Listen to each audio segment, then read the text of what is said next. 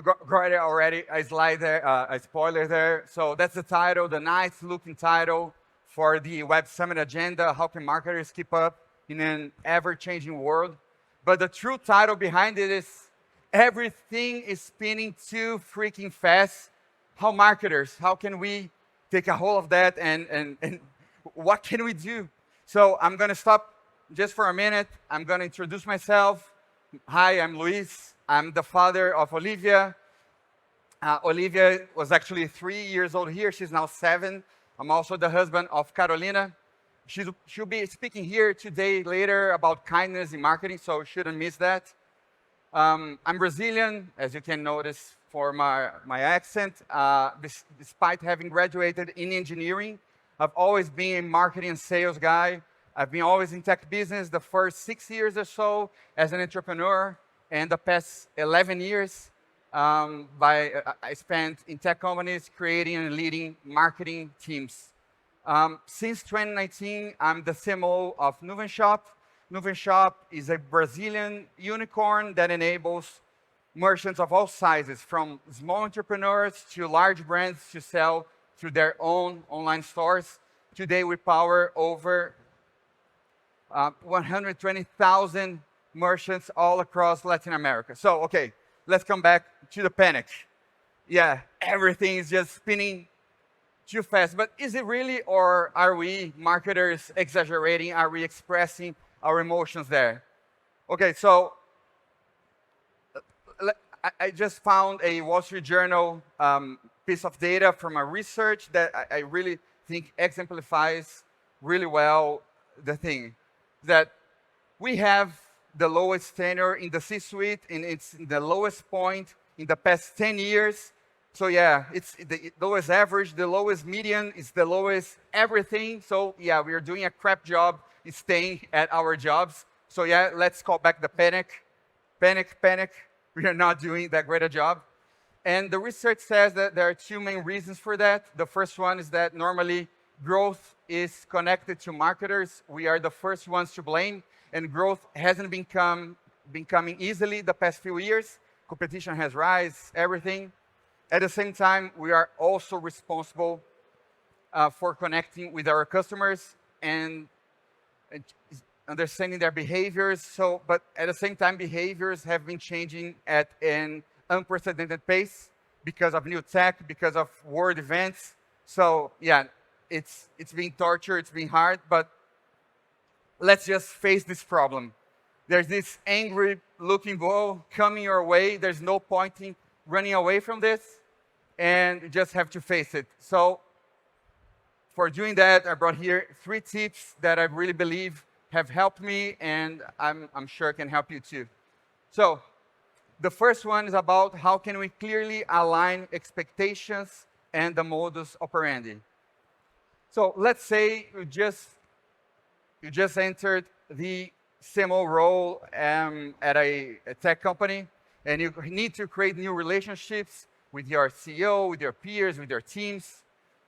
What you see is that you need to build a lot of trust in order to create these relationships. But what is never good for building trust is delivering below expectations.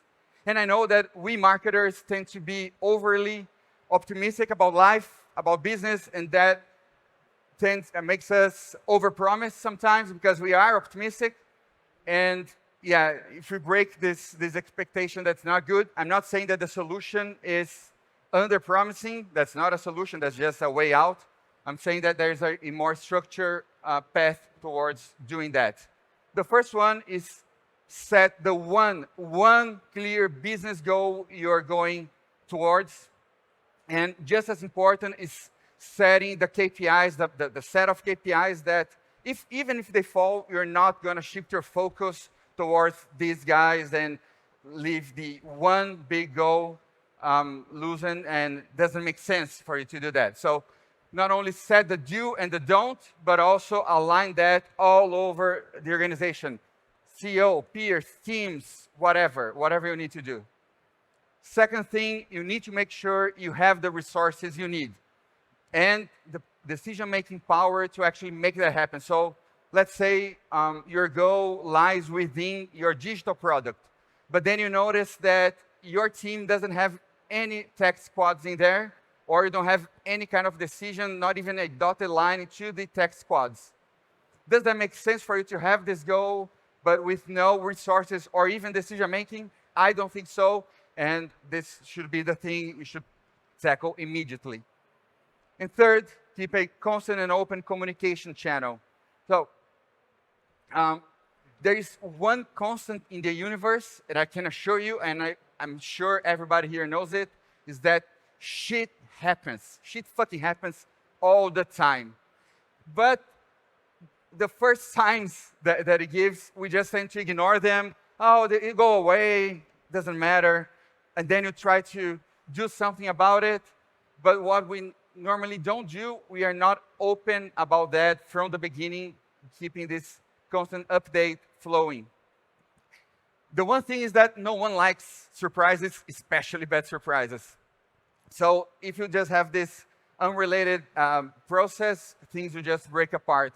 And actually, if you keep people updated, they may actually help you, because everybody knows shit happens, and no one has to have the perfect plan beforehand. Okay, so just to give you an example, that's the quote I got several times from my CEO when I entered Nuven Shop back in 2019. Bottom line is, we were getting our asses kicked in Brazil. And he said, that's your one goal. You need to win Brazil for us. If everything else explodes, doesn't matter. Win Brazil and we are all set. And that's the data about share of search on Google in our category. So we were the 4th or 5th. Shitty results. So my goal was to change that. Okay. Afterwards, as you come back, I'll show you the breakdown of the strategy. Okay, so we have the goal. Let's go into the fundamentals of marketing so that we can actually reach this goal. And that's the really, really fun part. All we marketers love it. It's like we go into this vortex and we go deep into everything. But the thing is, sometimes we get a little distracted because, talking about positioning, branding, funnel, pricing, there's a lot of stuff. And all the sub parts of it, it's just fun. We like doing that. That's what we learned how to do. That's how we are actually delivering tangible results to the organization. But sometimes, just sometimes, we forget that little guy in the middle. Do you know who that guy is? Just the freaking customer. We get lost in the processes, in the craft of marketing, and we just forget about these guys. We should never, ever, ever do that. All the process, all the vortex, it doesn't matter if it's a vortex, just do it around your customer and your gold. Dive deep into the customer, their journey, which means their pains, their wants, their needs, so that you can create a go-to-market strategy that can actually work and you can connect to your customers, okay? So now we have the goal, we have the fundamentals around the customer. Just the thing about creating that one thing that is strategy, that is the silver bullet that is going to solve it all and make us reach their goal. And yeah, we are not, it's not easy to find that out, especially when you are doing that way. So we can either try to predict the future, but humans are especially bad at predicting the future. There are no crystal balls, there are no time machines yet, and we are just bad. The other way we can do, or people normally go after, is try and look at the past. So, let's find a business case that really worked. Let's see what happened. But normally what people's brains do is that it shows it like it's the meant-to-be path. It was just so obvious. It was a vision. People were visionary. They were experts. It was obvious that that path was the one. The execution was flawless, and everything was just meant to be. But the thing is that our brain over there is retrospective. That's retrospective rationalization. That means that it's a common thing the brain does to save energy and to save us from trauma.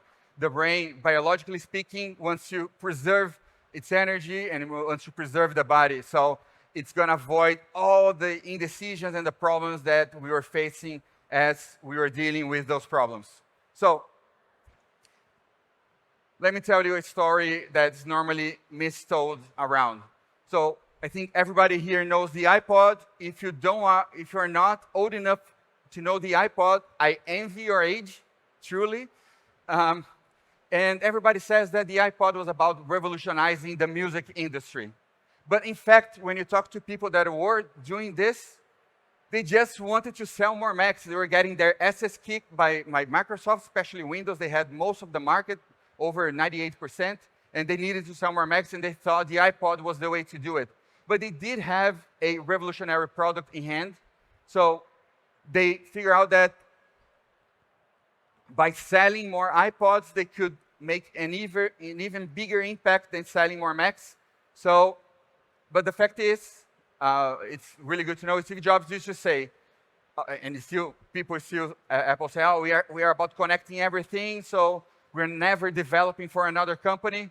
And especially Windows, we're never developing for Windows. They are the devil. Get out of here. Don't want to hear about that. And they had to develop iTunes for Windows. They would say, hell will freeze over. And then Steve Jobs said, well, hell freaking froze over because he just wanted to sell more iPods. And they sold a shitload of iPods. They actually did revolutionize the music industry for years. And that's because they were vulnerable and they were smart enough to iterate on their fundamentals. And that's the thing about strategy.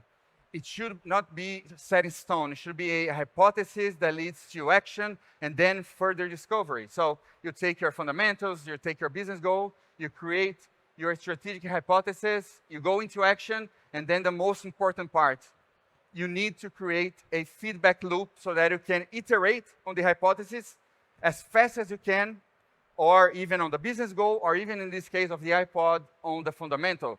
They said, oh, I'm never going to develop there. Oh, yeah, we did because we wanted to sell more iPods. Okay, and again, the goal of this system is to learn as fast as possible. There's no other way. The strategy is well built and well executed because no one has a crystal ball yet. Okay? So these were the 3 tips. And now I'm going back to my real life example of how we built our strategy at Nuven Shop back in 2019. So in terms of geography, it was pretty clear. It was in Brazil, so we had operations in Brazil and Argentina, so doesn't matter Argentina for a while. Then we had 3 audiences. I focused on the SMBs because that was the metric that I was trying to hit, merchant-based size. And also we had really, really good product market fit and right to win with this audience.